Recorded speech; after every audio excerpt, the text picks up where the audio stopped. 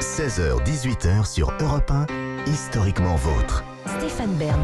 Chaque après-midi dans Historiquement Vôtre vient ce moment de l'émission où la compétition fait rage. Ah oui, ça fait rage. Oui. Apocalypse Now, à côté, c'est les Teletubbies. Faut dire que face à face s'oppose la fine fleur des historiens. D'un côté, Stéphane Bern, l'histoire, le patrimoine, son patrimoine.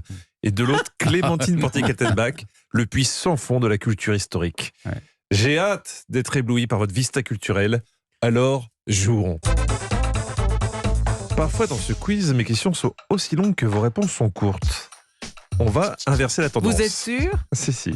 Voici ma question courte pour Stéphane. Pierre de Coubertin est médaillé olympique. Vrai ou faux ? Je crois pas. Il était champion de tir au pistolet. Il était champion, mais il n'était pas médaillé olympique. Non, moi je pense pas, ça me dit rien. Mais c'est vrai qu'il aurait pu participer en pistolet, tir à pistolet. Je ne donne pas la discipline. Ah non, vous m'avez pas demandé dans quelle discipline. Non, je n'ai pas demandé. Voilà, donc retirez votre question.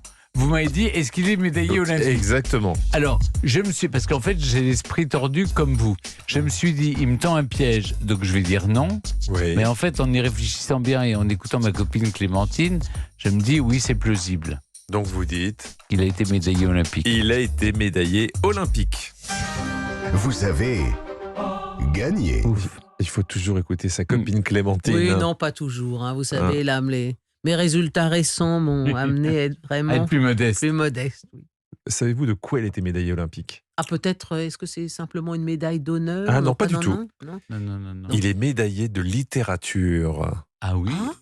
En fait, en 1912, lors des premiers Jeux, il y avait des compétitions artistiques et Pierrot a décroché l'or grâce à son texte appelé « Ode au sport ». Ah bien. Une question pour vous, Clémentine. Alors là, vous êtes Joséphine Baker. Non, ça sera plus tard. Parfois, dans ces quiz, mes questions sont aussi longues que vos réponses sont courtes. Je vous propose qu'on continue d'inverser la tendance. Est-ce que Sacha Guitry a pu faire un karaoké ? Ça existait peut-être aux États-Unis. Après, karaoké, je ne sais pas si c'est vraiment les États-Unis qu'il faut cibler. Non, si je peux c'est me le Japon. Ouais. Mais est-ce que le karaoké... Ou la Corée, peut-être, parce que ça écoutez, moi je pense qu'en tout cas, il n'y avait pas de karaoké en France. Non, mais c'est pas la question. La question alors, est-ce qu'il aurait pu ? Eh bien, oui, parce que après la guerre, les Japonais étaient très dépressifs et ils avaient besoin d'un peu de douceur et de joie de vivre et ils ont inventé le karaoké pour chanter les cerisiers roses du printemps revenus. C'est magnifique. C'est votre réponse ? Oui. Eh bien, écoutez, moi, devant une si belle démonstration, je m'incline. On écoute la réponse. Vous avez perdu. Mais c'était joli à écouter, vraiment. Alors, dites-nous tout. Donc, le karaoké, la mort de Sacha Guitry. Ce que j'aime, c'est qu'à chaque réponse, je crois que Stéphane vit sa meilleure vie. Il en peut plus. Non, mais moi j'aurais évidemment spontanément répondu non. Même le karaoké, moi, j'ai pas de souvenir du tout de karaoké avant ces 20 dernières années. Ça a énormément d'années. Oui. Sacha Guitry est mort en 1957. La marque karaoké a été déposée au Japon en 1962 par Monsieur Takagi. Bah écoutez, là non, je ne méritais pas de gagner parce que jamais j'aurais pensé. J'ai quand même répondu oui, c'était possible. Mais j'aurais jamais cru spontanément que le karaoké ait été inventé en 62. Bon. Monsieur Takagi était là. Une question pour Stéphane. 1944, c'est l'année de naissance de la chanson Petit Papa Noël. On connaît tous la version de Tino Rossi. Petit Papa Noël, quand tu descends de... C'était quoi votre plus beau cadeau quand vous étiez enfant, Stéphane ? Un garage. Pas un vrai. Un garage avec plein de voitures à l'intérieur. Un garage. Jouer. Ouais, c'est ça. Avec une station-service et train électrique. Alors, Stéphane, cette chanson Petit Papa Noël, les enfants sont aux anges. On est d'accord ? Et pourtant, la musique est de Monsieur Martinet. Vrai ou faux ? Le type qui a inventé le Martinet. En tout cas, il portait le même nom. Alors, attendez.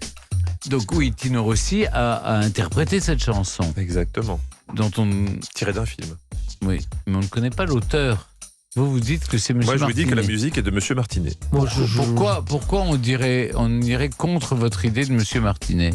Bah oui, parce que si ça se trouve, il s'appelait Fouet, il s'appelait... Mais c'est ça qui est drôle. Ouais. C'est Monsieur Martinet qui fait une chanson Petit Papa Noël. Nanana. Alors je vais dire oui. Monsieur Martinet, d'après vous, c'est lui qui a composé la musique ? C'est lui, absolument. Bah écoutez, on va vérifier ça.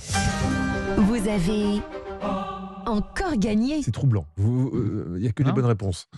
Henri Martinet, qui va devenir ensuite le pianiste de Tino Rossi. La première version de Petit Papa Noël est créée pour une opérette par Xavier Lemercier.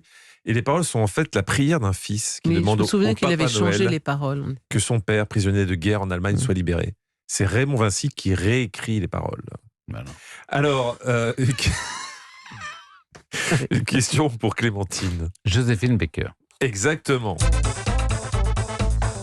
À 15 ans, en 1922, Joséphine Baker en est déjà à son 2e mariage. Voici ma question. Quel est le mariage qui va lui donner son nom, Baker? Le premier, le 2e ou le 3e? Bah moi, je sais pas, tu dis. Parce qu'il me semble qu'elle s'appelait pas Joséphine Ray Baker ou elle avait un autre nom Oui. que ça. Hein. Le nom du premier mari. Alors, n- premier, 2e ou 3e mariage? Bon, moi, j'étais pas le 3e. Ça, je suis presque sûre que c'est pas le 3e. Non, j'étais partie sur le second, moi, oui. On reste là-dessus? Allez, c'est parti. Vous avez gagné. C'était son 2e, elle avait 15 ans donc. Son premier mariage dure 1 an, son 2e dure 2 ans. Avec cette seconde noce, Joséphine MacDonald devient Joséphine Baker, car elle se marie avec William Howard Baker. Son fils a rappelé récemment que durant les dernières années de sa vie, Joséphine répétait qu'elle voulait qu'on prononce son nom Baker Ah oui. et non Baker à l'américaine. Pour elle, elle était totalement française depuis 1937. Comme Stéphane ne vous Et a pas toc. aidé, hein, je vous donne 2 points et on va faire la question pour vous départager. 30 octobre 1979, forêt de Rambouillet dans les Yvelines, on retrouve l'ancien ministre du Travail de Valéry Giscard d'Estaing, mort dans un étang, Oui. c'est Robert Boulin. Robert Boulin. Très vite, l'enquête judiciaire conclut à un suicide. 41 ans après, finalement, tout bien réfléchi, une expertise médicale pense l'inverse. Mais pourquoi? Parce qu'il avait aussi le nez fracturé.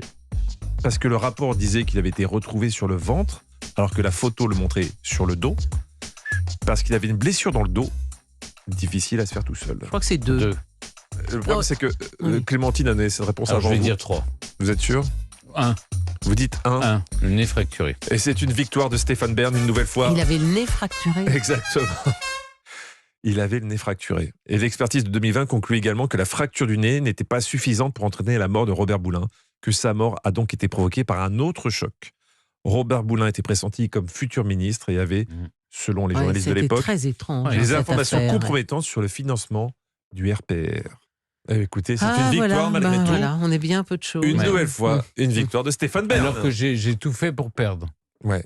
Merci. Vous voyez, il se donne du mal, mais À non. demain, Clémentine. Europe 1, Historiquement vôtre. On se retrouve dans un instant avec nos personnages du jour qui valsent à Vienne. Après les infos, je vous raconte Grete Wiesenthal ou le destin de celle qui a envoyé valser la valse qu'on connaissait pour la faire entrer dans une autre ère.